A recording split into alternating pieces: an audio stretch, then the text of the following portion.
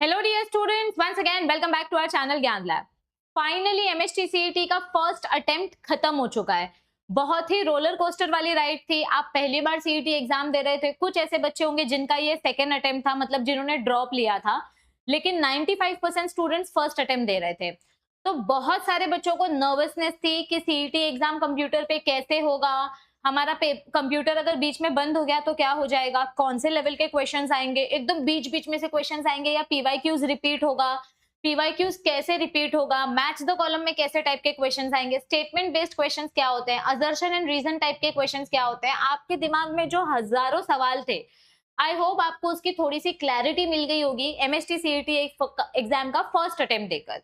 अब आपका जो सेकेंड अटेम्प्ट है, सेकेंड अटेम्प्ट होगा आपका 10 मई को।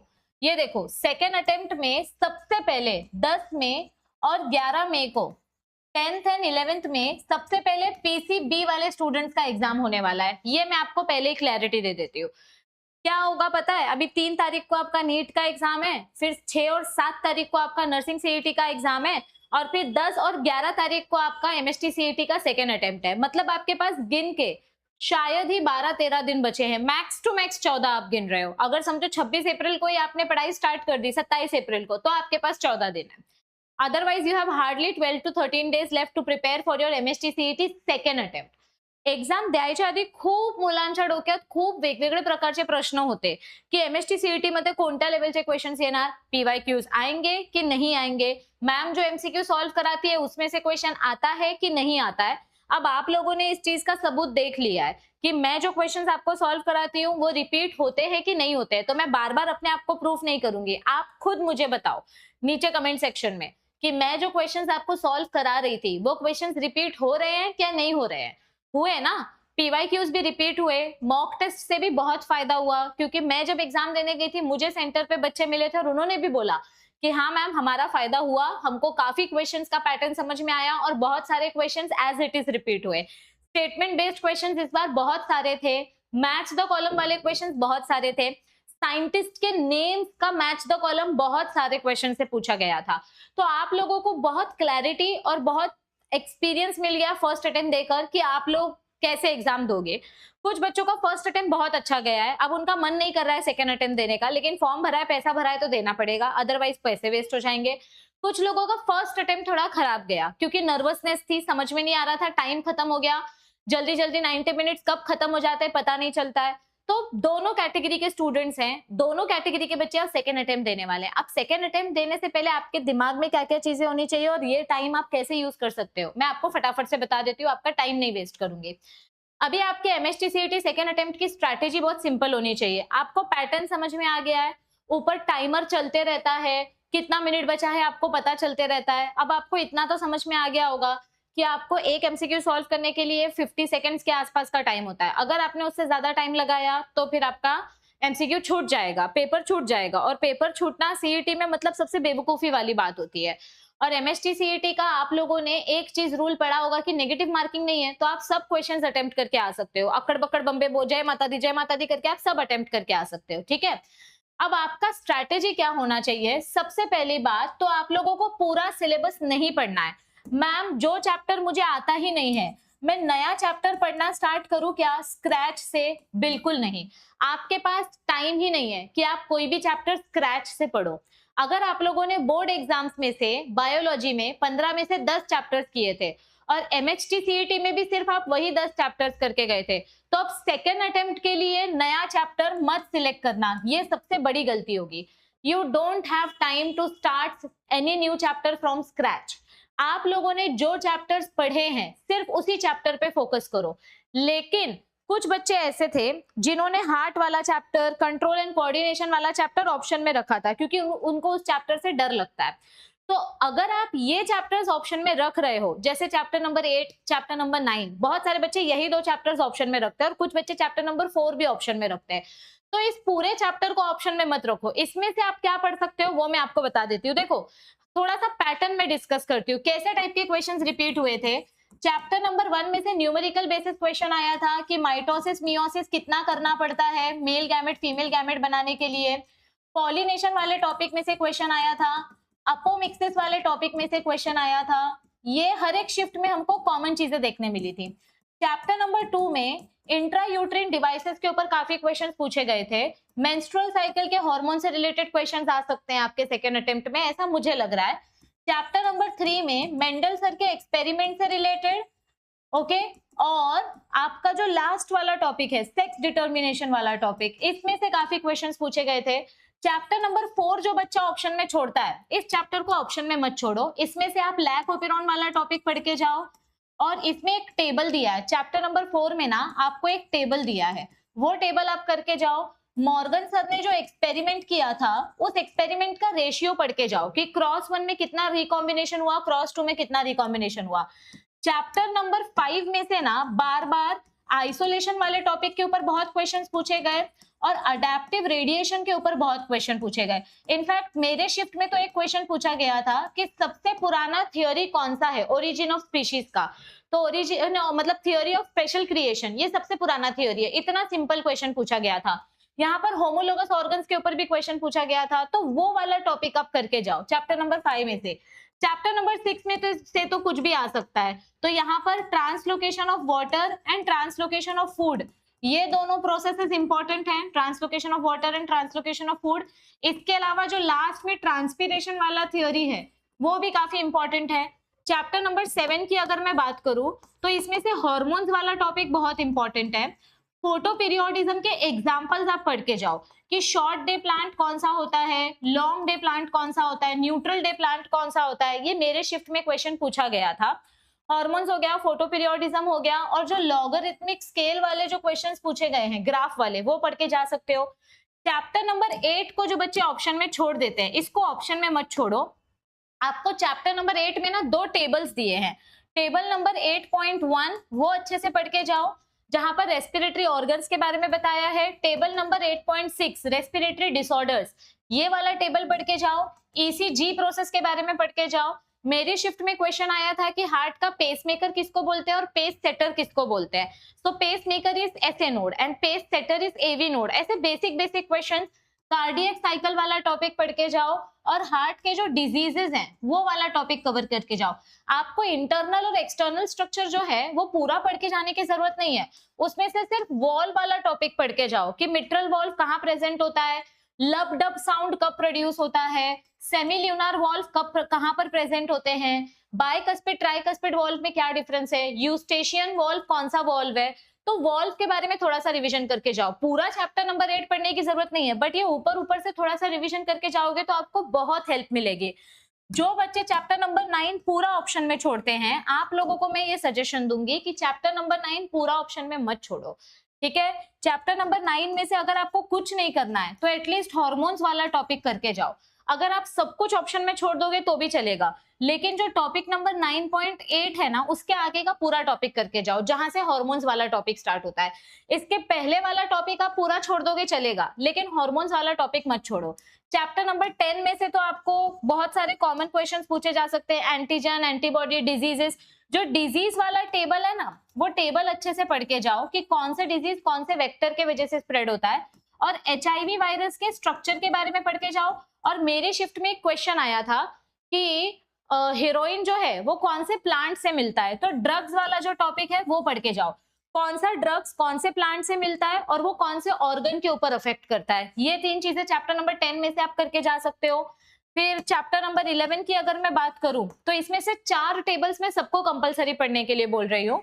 एक है वाइटामिन वाला टेबल, एक है एंजाइम्स वाला टेबल, एक है ऑर्गेनिक एसिड्स वाला टेबल, और एक है एंटीबायोटिक्स वाला टेबल। इसके अलावा सीवेज ट्रीटमेंट प्लांट आप पढ़ के जा सकते हो। लास्ट में जो बायो फर्टिलाइजर वाला टॉपिक है उसके एग्जांपल्स आप रिवाइज करके जा सकते हो। बायो फर्टिलाइजर और बायोगैस, बायोगैस में कौन से माइक्रो ऑर्गेनिजम्स यूज होते हैं, ये वाले एग्जांपल्स आप पढ़ के जा सकते हो।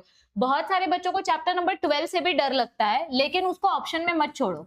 चैप्टर नंबर 12 में से रेस्ट्रिक्शन एंडोन्यूक्लियस वाला जो टेबल है, रेस्ट्रिक्शन एंजाइम्स वाला टेबल, वो टेबल पढ़ के जाओ। रिकॉम्बिनेंट प्रोटीन्स वाला एक टेबल है, वो टेबल पढ़ के जाओ, ठीक है। इसके अलावा वो जो टमाटर वाला एक टेबल है ना, recombinant factor something, I don't remember the name, मुझे टेबल का नाम ही याद नहीं रहता। वो जो टमाटर वाला टेबल है जिसमें कैनोला, टमाटर, फ्रुक्टोज वगैरह बताया गया है, वो वाला पढ़ के जाओ। इसमें चैप्टर नंबर 12 में आरडीएनए टेक्नोलॉजी के स्टेप्स पढ़ के जाओ। पीसीआर प्रोसेस के स्टेप्स पूछे जाते हैं कि what is the temperature for denaturation, what is the temperature for annealing, what is the temperature for renaturation. तो पीसीआर वाले स्टेप्स, आरडीएनए टेक्नोलॉजी किसने डिस्कवर किया था? Stanley Cohen and Herbert Boyer. PCR process किसने डिस्कवर किया था? कैरी म्यूलिस ने। तो ये प्रोसेसेस पढ़ के जाओ। और इसमें से जो लास्ट वाला टॉपिक है ना, पेटेंट वाला टॉपिक, वो पेटेंट वाला टॉपिक पढ़ के जाना। चैप्टर नंबर 12 छोटा ही है, ज्यादा डिफिकल्ट नहीं है। चैप्टर नंबर 13 में से अगर आपको सब कुछ ऑप्शन में छोड़ना है तो आप सब कुछ ऑप्शन में छोड़ो, लेकिन पॉपुलेशन इंटरैक्शन वाला जो टेबल है, कमेंसलिज्म अमेंसलिज्म वाला जो टेबल है, वो टेबल ऑप्शन में मत छोड़ो, उसमें से क्वेश्चन आता है। ओके, चैप्टर नंबर 14 में से पिरामिड वाला टॉपिक पढ़ के जाओ। मेरी शिफ्ट में क्वेश्चन आया था कि कौन सा पिरामिड इन्वर्टेड होता है, तो ओशन का जो बायोमास पिरामिड होता है वो इन्वर्टेड होता है। तो पिरामिड वाला टॉपिक पढ़ के जाओ। और net primary productivity, gross primary productivity का जो इक्वेशन है वो इक्वेशन पढ़ के जाओ। और इकोलॉजिकल सक्सेशन के पायनियर स्पीशीज वाला जो टॉपिक है ना, टॉपिक नंबर 14.5, वो वाला टॉपिक पढ़ के जाओ। मतलब उसके सब एग्जांपल्स पढ़ के जाओ कि हाइड्रार्क सक्सेशन और जेरार्क सक्सेशन का पायनियर स्टेज कौन सा होता है, सीरियल स्टेज कौन सा होता है, वो एग्जांपल्स पढ़ के जाओ। ओके, चैप्टर नंबर 15 में से ज्यादा क्वेश्चंस आए थे, 4-5 क्वेश्चंस आए थे मेरे शिफ्ट में। चैप्टर नंबर 15 में से आपको ओजोन के ऊपर क्वेश्चंस आ सकते हैं कि ओजोन का मेजरमेंट कैसे होता है। इविल क्वार्टाट के ऊपर क्वेश्चंस आते हैं कि कौन से रीजन की वजह से एक्सटिंक्शन होता है। जो रेड लिस्ट है, रेड लिस्ट के ऊपर एंडेंजर्ड स्पीशीज के ऊपर क्वेश्चंस पूछे जाते हैं। और एयर पोल्यूशन के ऊपर क्वेश्चंस पूछे जाते हैं कि कौन सा पोल्यूटेंट जो है एयर पोल्यूशन की कैटेगरी में आता है, जो मैं आपको हर बार पूछती थी, which size of particulate matter reduces air मतलब is responsible for air pollution, 2.5 micrometer वाला एयर पोल्यूशन के ऊपर क्वेश्चन आता है। और इन सिटू एक्स सिटू कंजर्वेशन के ऊपर क्वेश्चन आता है। तो ये बहुत सिंपल और कॉमन टॉपिक्स है जिसके ऊपर आपको बहुत सारे क्वेश्चंस पूछे जा रहे हैं। अभी 11th स्टैंडर्ड में से ना बायोमोलिक्यूल्स वाले चैप्टर में से बहुत कम क्वेश्चन आया था। तो यहाँ पर चैप्टर नंबर 6 में से आपको हर एक टाइप के बायोमोलिक्यूल का एग्जाम्पल पता होना चाहिए।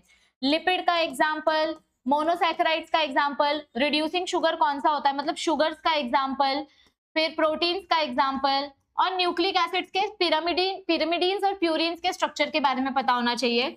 चैप्टर नंबर 7 में से 13, चैप्टर नंबर 13 रेस्पिरेशन वाला जो चैप्टर है, रेस्पिरेशन वाले चैप्टर में से काफी क्वेश्चंस थे, 5 क्वेश्चंस थे।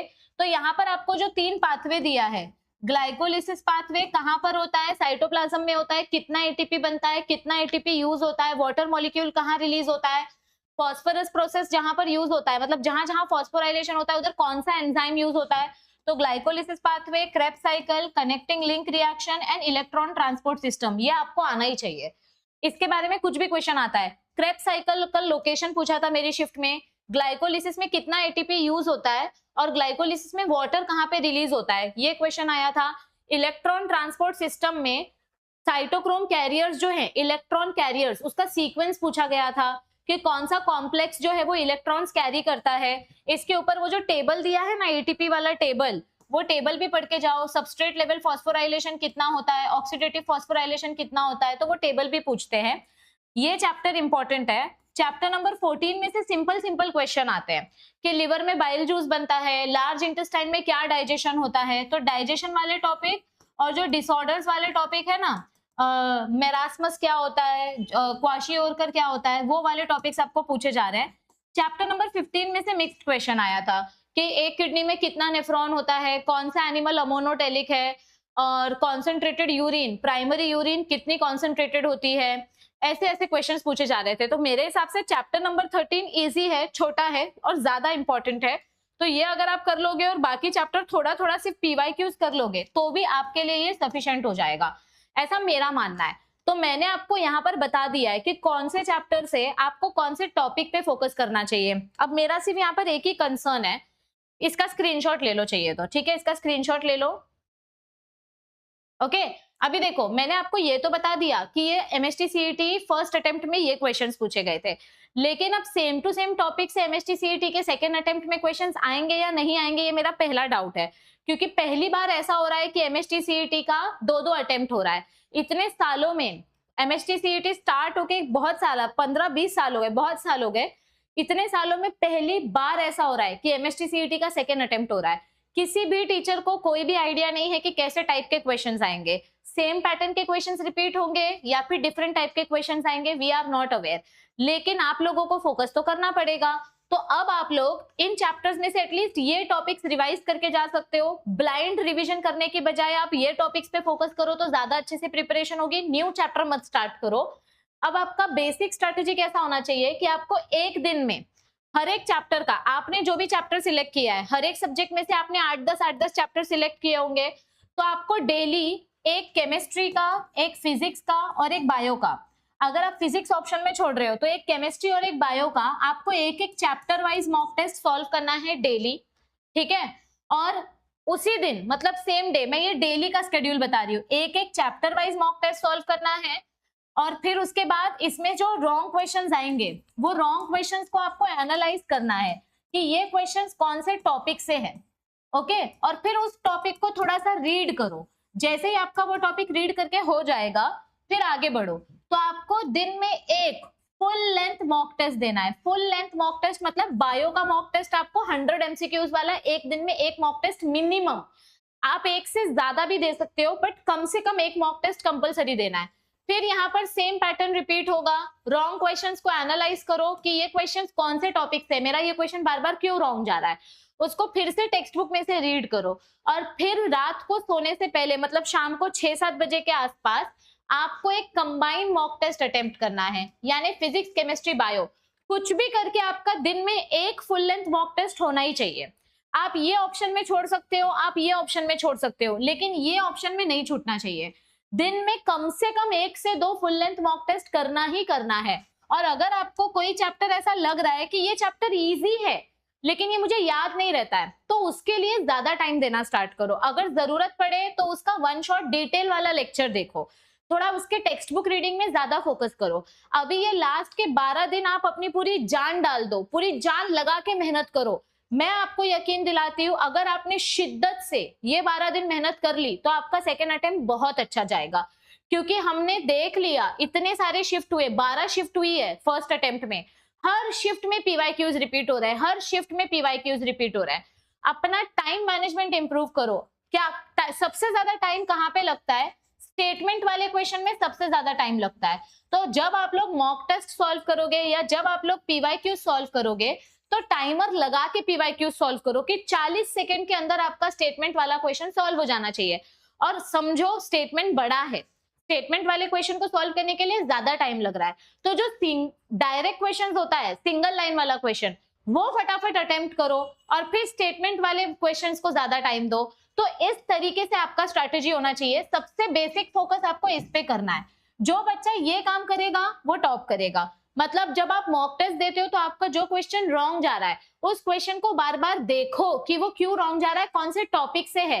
आधा घंटा ज्यादा लगेगा, लेकिन जब टेस्ट खत्म हो जाता है ना, तो जितने क्वेश्चंस रॉन्ग है, 100 में से 40 क्वेश्चंस रॉन्ग है। अब वो 40 क्वेश्चन कौन से टेक्स्ट बुक से हैं, उस टेक्स्ट बुक के पैराग्राफ रीड करो, सिर्फ रीड करो, 2 बार रीड करो, बस पूरा मत समझने जाओ, पर 2-2 बार रीड करो, ताकि आपका नेक्स्ट मॉक टेस्ट में वो सेम क्वेश्चन रॉन्ग ना जाए। बस सिंपल स्ट्रैटेजी है, ज्यादा और कुछ टाइम नहीं वेस्ट करना है। अगर आपको फ्री मॉक टेस्ट अटेम्प्ट करना है तो आईफोन वाले स्टूडेंट्स, लैपटॉप वाले स्टूडेंट्स, एंड्रॉइड वाले स्टूडेंट्स, आप लोग हमारा ये ऐप हर प्लेटफॉर्म पे इंस्टॉल कर सकते हो।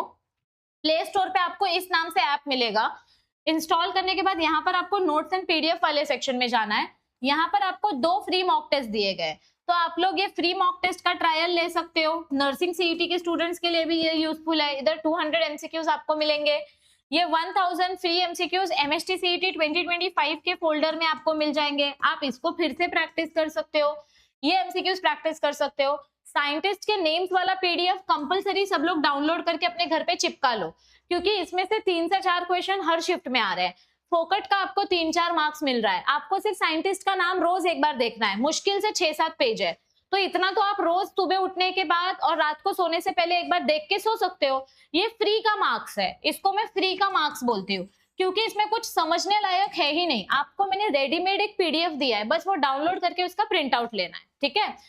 और जो बच्चे नीट के लिए प्रिपरेशन कर रहे हैं, जो महाराष्ट्र बोर्ड के स्टूडेंट्स हैं, जिन्होंने कुछ भी पढ़ाई नहीं की है, तो उन लोगों के लिए ये हमारी नीट की एक सेपरेट चैनल है। यहाँ पर मैं डेली नीट के PYQ सॉल्व करवाती हूँ, तो इस चैनल को आप लोग सब्सक्राइब करके रखो। आपके पास 4 से 5 दिन ही बचे हैं, एग्जाम एकदम सर पे आ चुकी है, तो चैनल पे मैं नीट के PYQ सॉल्व करवाऊंगी, वो आप हमारे साथ सॉल्व कर सकते हो। आपको इस चैनल की लिंक नीचे डिस्क्रिप्शन में मिलेगी। जो बच्चे 2027 में नीट एग्जाम देने वाले हैं, उन लोगों को इस चैनल पे मैं नीट का NCERT सिलेबस पढ़ाने वाली हूँ। मतलब महाराष्ट्र बोर्ड और NCERT दोनों हम कंपेयर करके पढ़ेंगे, ताकि महाराष्ट्र बोर्ड का भी सिलेबस कवर होते जाए और मतलब समझ में आते जाए कि कितना क्या मिक्स्ड है, और NCERT का भी आपका रिवीजन होते जाए। तो आपके भाई बहन फ्रेंड्स या आप लोग खुद अगर नीट के लिए प्रिपेयर करने वाले हो, तो आप लोग इस चैनल को रेफर कर सकते हो। यहाँ पे 4-5 चैप्टर्स मैंने ऑलरेडी कवर किए हैं, बाकी के भी चैप्टर्स हम यहाँ पर पढ़ाने वाले हैं। और अगर किसी बच्चे को पूरा मॉक टेस्ट और लेक्चर सब एक ही साथ चाहिए, उसको यूट्यूब पे नहीं देखना है, तो आप हमारा क्रैश कोर्स ज्वाइन कर सकते हो। क्रैश कोर्स का प्राइस हमने आप लोगों के लिए कम कर दिया है, 499 में पूरा क्रैश कोर्स आपको रिकॉर्डेड फॉर्म में मिल जाएगा। और यहाँ पर पूरे 4-5 हजार MCQs का जो मॉक टेस्ट है, वो पूरा मॉक टेस्ट आपको इसी क्रैश कोर्स में मिल जाएगा। वरदान बैच है नाम इस क्रैश कोर्स का, ठीक है। और अगर आपको सिर्फ MCQ सॉल्व करना है, तो आप ये बड़ा वाला मॉक टेस्ट ले सकते हो। ये 199 रुपीज में आपको 4 to 5000 MCQs मिलेंगे। हर एक चैप्टर का भी आपको MCQs मिलेगा और फुल लेंथ MCQs भी मिलेगा बायोलॉजी का। और अगर किसी को कम MCQ सॉल्व करना है, तो 49 रुपीज में आप लोग ये मिनी मॉक टेस्ट ले सकते हो। यहाँ पर आपको 900 MCQs मिलेंगे। हमसे जितना पॉसिबल हो रहा है, हम आपकी हेल्प करने की कोशिश कर रहे हैं।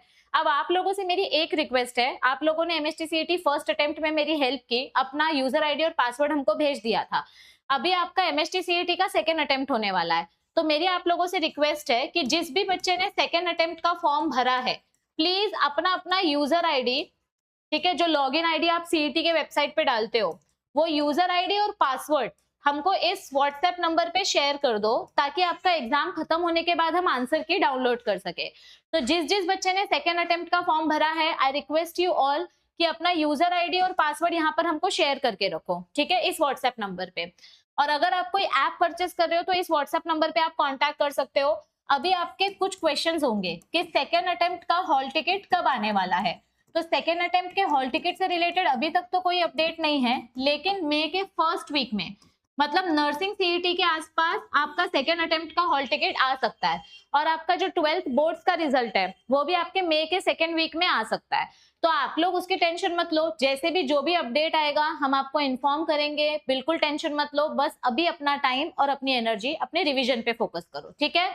तो हम मिलेंगे अपने नीट के लाइव सेशन में। रोज सुबह 10-11 बजे हमारा नीट का लाइव लेक्चर होता है। चैनल को सब्सक्राइब करके रखो, और मैं कोशिश करूंगी कि आप लोगों के लिए मैं लाइव MCQs ला सकूं फॉर CET सेकेंड अटेम्प्ट। अगर आप चाहते हो कि मैं आप लोगों के लिए लाइव MCQs लेकर आऊं, तो नीचे कमेंट करो, वीडियो को लाइक शेयर और सब्सक्राइब करो, एंड आई विल सी कि हम क्या कर सकते हैं आपके लिए, ठीक है। बस इतना ही बोलना था मुझे। ऑल द बेस्ट, पैनिक नहीं करना है, सब अच्छे से हो जाएगा। Bye bye, take care.